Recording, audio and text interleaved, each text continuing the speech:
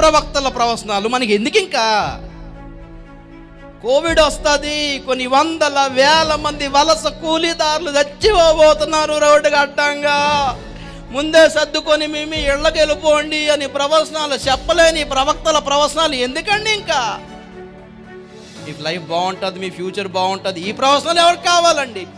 ప్రమాదాన్ని హెచ్చరిక చేయలేనప్పుడు, విపత్తును హెచ్చరిక చేయలేనప్పుడు, జనులను జాగ్రత్త చేయలేనప్పుడు ఎన్ని ప్రవచనాలు చెప్తే ఎవరికి కావాలి?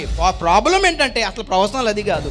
అప్పుడు మీ కుమారులు కుమార్తెలు ప్రవచిస్తారంటే ఏం ప్రవచిస్తారనుకుంటున్నారు? అసలు నిజం చెప్పండి. పరిశుద్ధాత్మ ఎందుకు ఇచ్చాడు? ఏం ప్రవచించమని ఇచ్చాడు?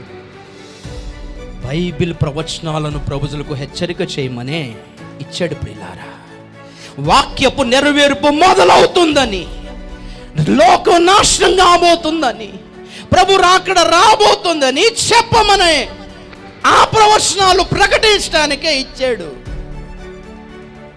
అంటే ప్రభు వచ్చేస్తున్నాడు అంటున్నా, అంటే లోకం నాశనం అయిపోతుంది అంటున్నా, అంటే రాత్రి దేవుడు మీతో మాట్లాడా అని జనాలు అంటే అప్పుడు వాక్యం చూపించాలి. ఈ మాటలు నెరవేరబోతున్నాయి అని చెప్పడానికే ఉన్నాం. స్పెషల్గా కొత్త ప్రవచనం తయారు చేయడానికి కాదు. స్పెషల్గా కొత్త ప్రవచనం తయారు చేయడం ఎందుకండి? ఆల్రెడీ ప్రవచనాలు, నెరవేరవలసిన ప్రవచనాలు మన కళ్ళెదుట ఉంటుండగా పరిశుద్ధాత్మ పూర్ణులమై ప్రకటించడం మానేసి లేనిపోని ప్రవచనాలన్నీ ప్రకటిస్తూ కాలం గడుపుతుండు వారు గనుక ఈ సేవకులకి ఎవరికి కూడా ఈ విపత్తుల గురించి దేవుడు చెప్పలేదు. రాసి పెట్టుకోండి. ఏది జనులకు అవసరమో చెప్పలేదు.